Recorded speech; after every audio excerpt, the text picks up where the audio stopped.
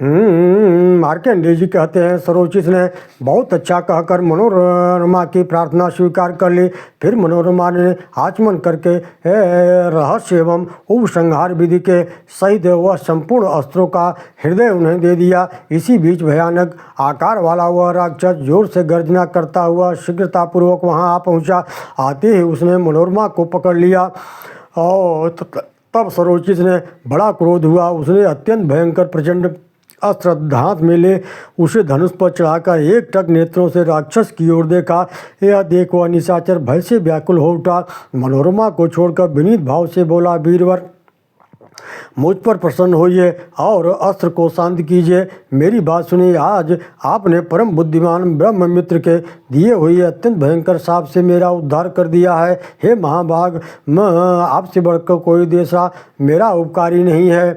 सरोचिस ने पूछा, महात्मा ब्रह्ममित्र मुनिए, तुम्हें किस कारण से और कैसे शाप दिया था? राक्षस बोला, ब्रह्मा मित्र मुनि 8 अंगों से युक्त आयुर्वेद के ज्ञाता हैं। उन्होंने अथर्ववेद 13वें अधिकार तक का ज्ञान प्राप्त किया है। मैं इस मनोरमा का पिता खड्गधारी विद्याधर राज नाभ का पुत्र इंद्रवर राक्षस हूँ। पूर्व काल में एक दिन मैंने ब्रह्ममित्र मुनि के पास जाकर प्रार्थना की, भगवान मुझे संपूर्ण आयुर्वेद शास्त्र का ज्ञान प्रदान कर दीजिए। अनेकों बार विनीत भाव से प्रार्थना करने पर भी जब मुझे आयुर्वेद की शिक्षा नहीं दी, तब मैंने जिस समय वे दूसरे विद्यार्थियों को आयुर्वेद पढ़ाते थे, उस समय मैं अदृश्य रह करके वह विद्या सीखा करता था। जब शिक्षा पूरी हो गई तब मुझे बड़ा हर्ष हुआ और मैं बार बार हंसने लगा।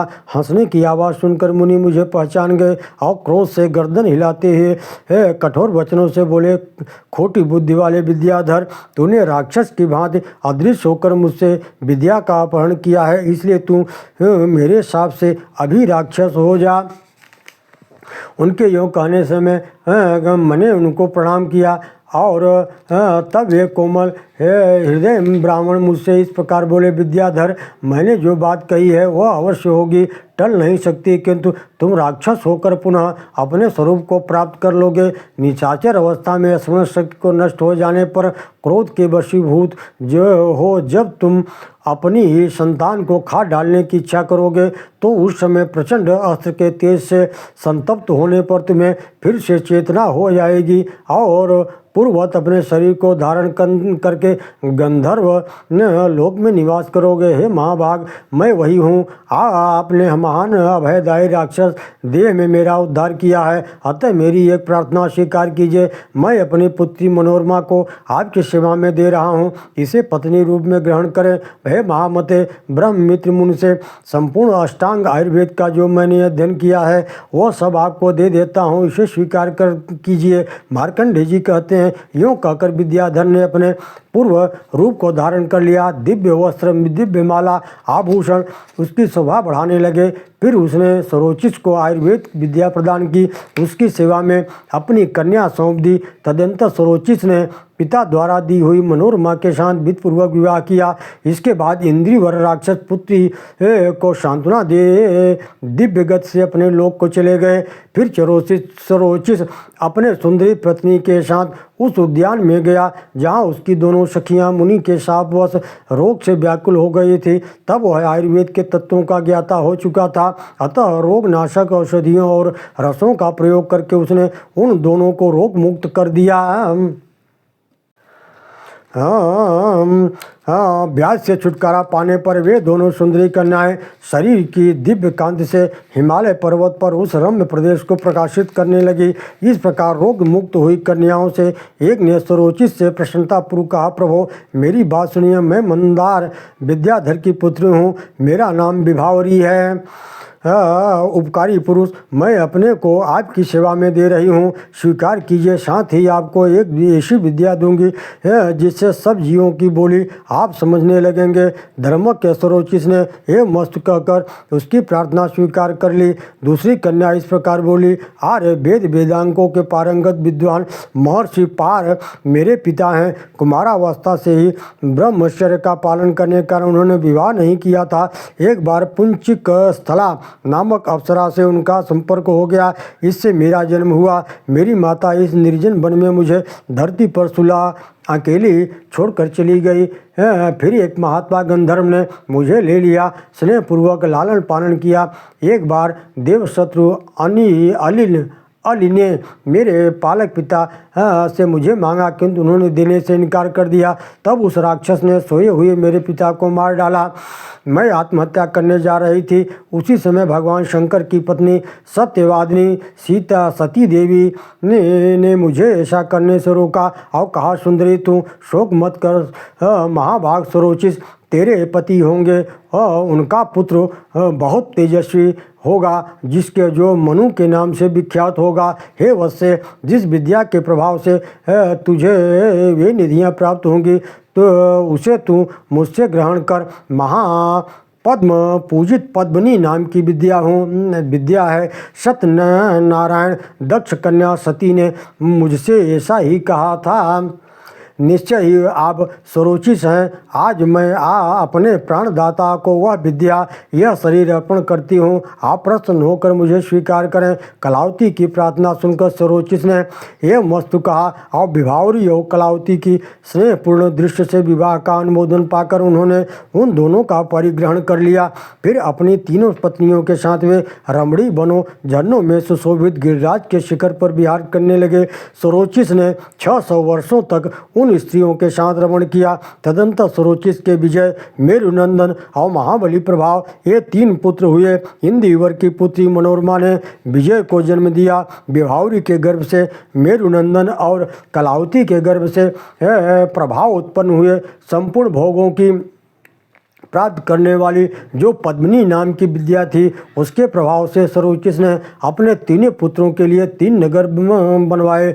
पूर्व दिशा में कामरूप नामक पर्वत के ऊपर विजय नाम का नगर बसाया, उसे अपने पुत्र विजय के अधिकार में दे दिया। उत्तर दिशा में मेरुनंदन के लिए नंदनवती नाम की पुरी बनवाई, जिसकी चहर दीवारी बहुत ऊंची है। कलावती के पुत्र प्रभाव के लिए दक्षिण देश में उन्होंने ताल नामक नगर बसाया। इस प्रकार 3 नगरों में 3 पुत्रों को रखकर पुरुष श्रेष्ठ सरोचिस अपनी पत्नियों के साथ अंतन मनोहर प्रदेश में विहार करने लगे। एक दिन वे हाथ में धनुष लिए वन में घूम रहे थे। उस समय उन्हें बहुत दूर पर एक सूअर दिखाई दिया। उसे देखकर उन्होंने धनुष खींचा। इतने में ही एक हरणी उनके पास आकर बोली, वीरवर, आप कृपा करके मुझ पर बाण मत चलाइए। हाँ, मृगणी बोली, यदि मुझसे आपका चित्त अनुरक्त हो तो मेरा आलिंगन कीजिए। यदि आपका हृदय शुद्ध होता है तो मैं आपकी इच्छा अनुसार कार्य करूँगी। इतने में ही मैं यह समझूंगी कि मेरा बड़ा आदर आपने किया है। मार्कंडेय जी कहते हैं, जब सरोचिस ने उस हरणी का आलिंगन किया, फिर तो वह तत्काल दिव्य रूप धारिणी देवी के रूप में प्रकट हो गई। यह देख सरोचिस को बड़ा विस्मय हुआ। उन्होंने पूछा, तुम कौन हो? वह प्रेम और लज्जा से कुंठित वाणी में बोली, महामते, मैं इस वन की देवी हूँ। देवताओं के प्रार्थना करने पर मैं आपकी सेवा में आई हूँ। आप मेरे गर्भ से मनु को उत्पन्न कीजिए। वन देवी यूँ कहने पर सरोचिस ने उसके गर्भ से तत्काल ही अपने जैसा तेजस्वी पुत्र उत्पन्न किया, जो समस्त शुभ लक्षणों से सुशोभित था। उसके जन्म लेते ही देवताओं के यहाँ बाजा बजने लगे, गंधर्व राज गाने लगे, अप्सराएं नाचने लगी। नाग तथा तपस्वी ऋषि जल के छींटे से उस बालक का अभिषेक करने लगे। देवताओं ने उसके ऊपर चारों ओर से फूलों की वृष्टि की। उसके तेज को देखकर पिता ने उसका नाम द्युतिमान रखा, क्योंकि उसकी द्युति से संपूर्ण दिशाएं प्रकाशित हो रही थी। वह महान बलवान और अत्यंत पराक्रमी था। सरोचिस का पुत्र होने के कारण सरोचिस के नाम से उसकी प्रसिद्धि हुई। तदनंतर सरोचिस अपनी स्त्रियों के साथ लेकर के तपस्या करने के लिए दूसरे तपोवन में चले गए। वहाँ उनके साथ घोर तपस्या करने लगे। पापों से रहित हो गए, निर्मल लोकों को प्राप्त हुए। तत्पश्चात भगवान प्रजापति ने सरोचिस के पुत्र द्युतिमान को मनु के पद पर प्रतिष्ठित कर दिया। अब उनके मनवंतर का वर्णन सुनो। सरोचिस मनवंतर में पारावत तुषित नामक देवता तथा विपश्ची नामक इंद्र हुए। ऊर्जत स्तंभ प्राण दत्तोली ऋषभ निश्चय तथा अरिवीर, ये ही उसके उस समय के सप्तर्षि थे। महात्मा सरोचिस ने के चैत्र के पुरुष आदि 7 पुत्र हुए जो महान पराक्रमी और पृथ्वी के पालक थे। जब तक स्वरोचित मनवंतर था तब तक उन्होंने वंश में उत्पन्न हुए राजाओं ने सारी पृथ्वी का राज भोगा। उनके मनवंतर द्वितीय कहलाता है। स्वरोचिष और स्वरोचिष के जन्म और चरित्र का श्रवण करके श्रद्धालु मनुष्य सब पापों से मुक्त हो जाते हैं। ओम नमो भगवते वासुदेवाय। ओम नमो भगवते वासुदेवाय। सज्जनों, अब आगे के अध्याय में पद्मिनी विद्या के और 8 निधियों का वर्णन किया गया है। चलते हैं कथा की तरफ। ओम नमो भगवते वासुदेवाय।